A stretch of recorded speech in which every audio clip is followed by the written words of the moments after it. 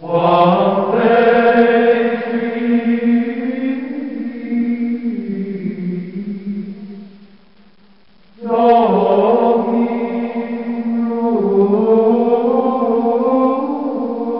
Long, long ago, there lived on the island of Sicily two young men named Damon and Pythias. They were known far and wide for the strong friendship each had for the other. Their names have come down to our times to mean true friendship. The king of that country was a cruel tyrant.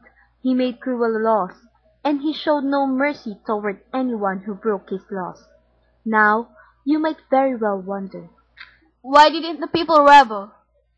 well, the people didn't dare rebel, because they feared the king's great and powerful army. No one dared say a word against the king or his laws, except Damon and Pythias. One day, a soldier overheard Pythias speaking against a new law the king has proclaimed. "Oh there! Who are you that dares to speak so about the king? I am called Pythias. Don't you know it is a crime to speak against the king or his laws? You are under arrest. Come and tell this opinion of yours to the king's face."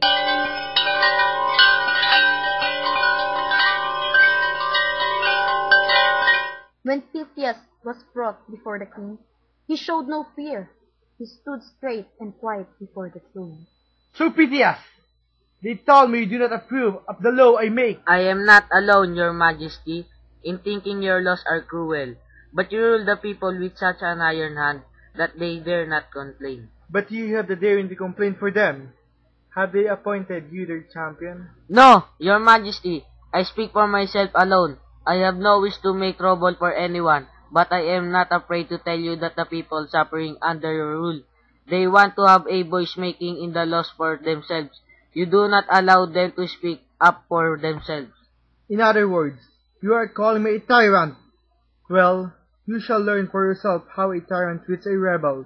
Soldier, throw this man into prison. At once, your majesty.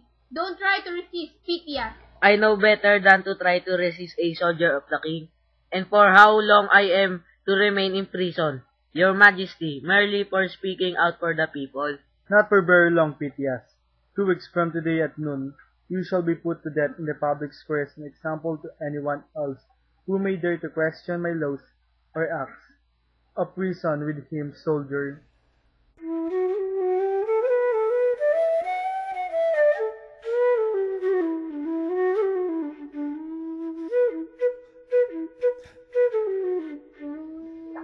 When Damon heard that his friend Pythias had been thrown into prison, and about the severe punishment that was to follow, he was heartbroken.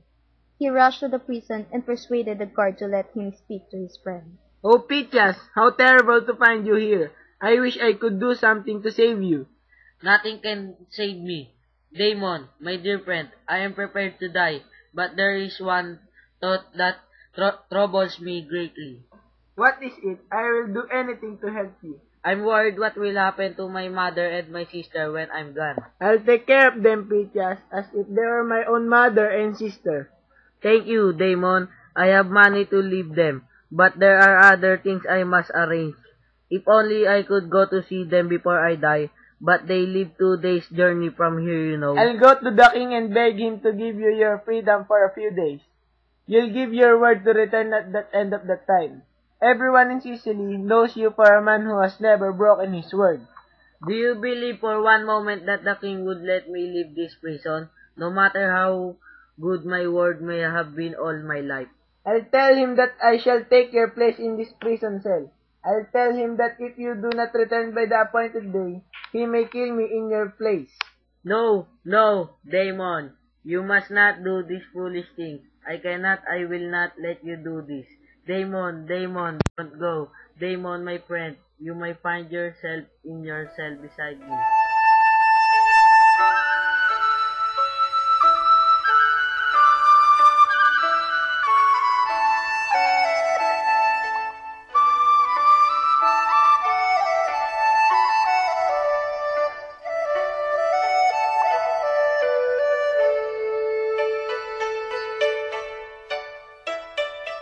Your Majesty, I beg of you, Let Pythias go home for a few days to bid farewell to his mother and sister.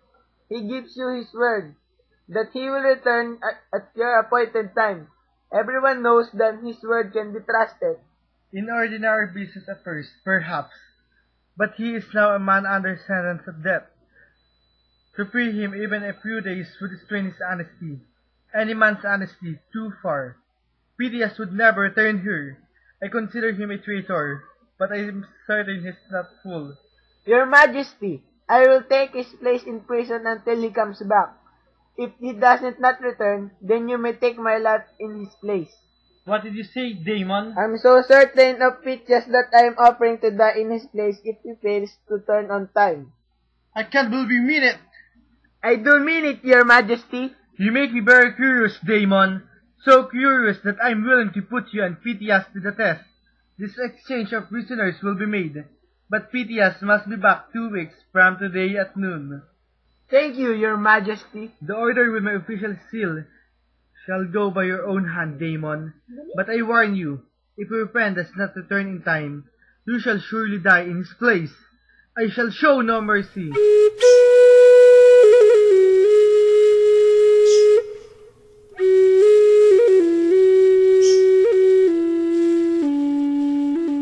Pythias did not like the king's bargain with Damon. He did not like to leave his friend in prison with the chance that he might lose his life if something went wrong. But at last, Damon persuaded him to leave, and Pythias set out for his home. More than a week went by. The day set for the death sentence drew near. Pythias did not return.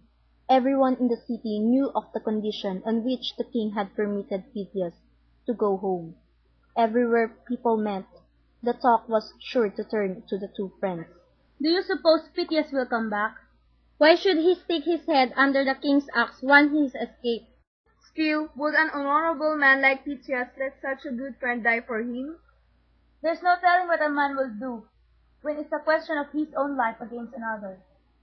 But if Pythias doesn't come back before the time is up, he will be killing his friend. Well, there's still a few days' time. I, for one, am certain that Pythias will return in time. And I am just as certain that he will not. Friendship is friendship, but a man's own life is something stronger, I say. 2 days before the time was up, the king himself visited Damon in his prison cell.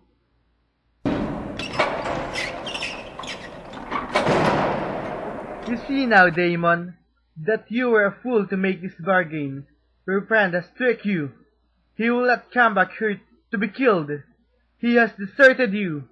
I have faith in my friend. I know he will return. We shall see.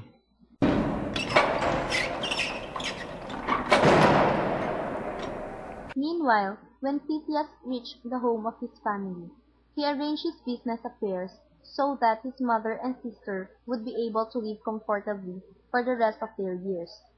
Then he said a last farewell to them before starting back to the city. Pythias, it will take you only 2 days to get back. Stay another day.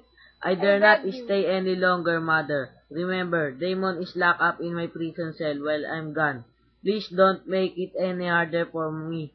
Farewell. Don't weep for me. My death, my health bring better days for all our people. So Pythias began his journey in plenty of time, but bad luck struck him on the very first day. At twilight, as he walked along a lonely stretch of woodland, a rough voice called, Not so fast there, young man. Stop! Oh, what is it? What do you want? Your money bags! My money bags? I have only this small bag of coin. I shall need them for some favor, perhaps before I die. What do you mean? Before you die? We don't mean to kill you. Only take your money. I'll give you my money. Only don't delay me any longer. I am to die by the king's order. 3 days from now, if I don't return to prison on time, my friends must die in place. I like this story. What man would be fool enough to go back to prison ready to die? Well, take your money, all right? And we'll tie you up while we get away. No, I must get back to free my friend. I must go back. But the two robbers took Pythias' money, tied him to a tree, and went off as fast as they could. Pythias struggled to free himself. He cried out for help as loud as he could for a long time, but no one traveled through that lonesome woodland after dark. The sun had been up for many hours before he finally managed to free himself from the ropes that had tied him to a tree. He lay on the ground, hardly able to breathe.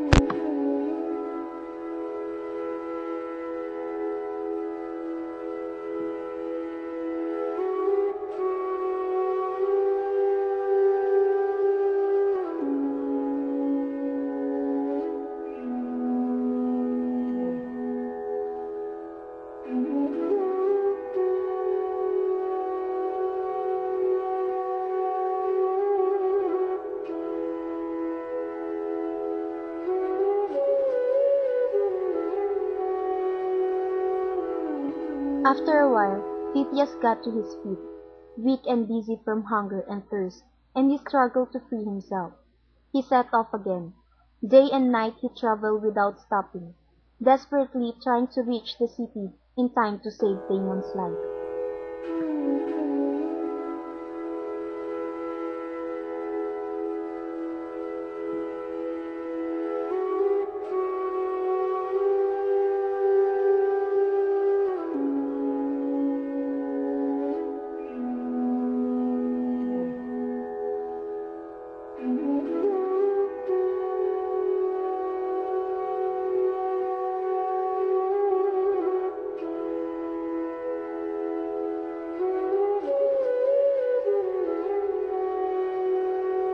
On the last day, half an hour before noon, Damon's hands were tied behind his back, and he was taken into the public square. The people muttered angrily as Damon was led by the jailer. Then the king entered and seated himself on a high platform.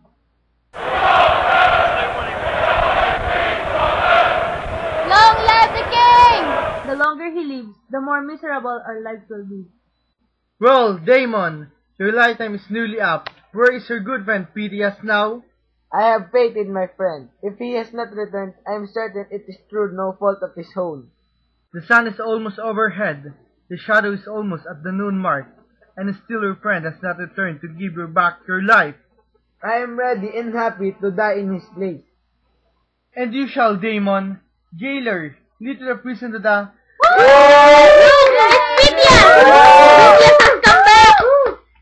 Let me through, Damon. Pythias! Thank the gods I am not too late. I would have died for you gladly, my friend. Set them free! Set them both free! Never in my life have I seen such faith and friendship, such loyalty between men.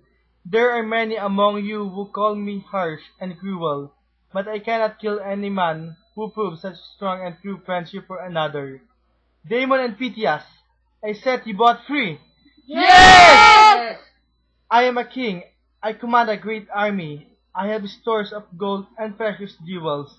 But I would give all my money for a friend like Damon or Pythias.